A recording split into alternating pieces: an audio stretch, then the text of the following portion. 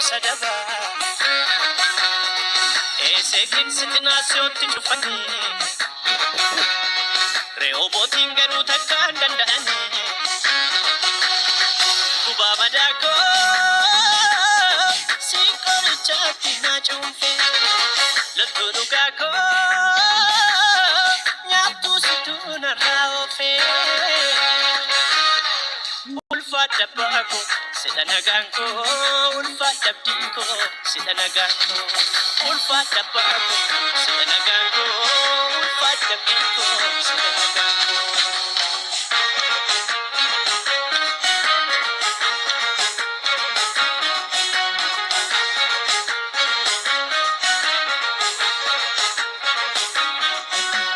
Danulo lamtus takkan mo amtu sanyin warra Yesusi Duni labsame lafarran baddu omomar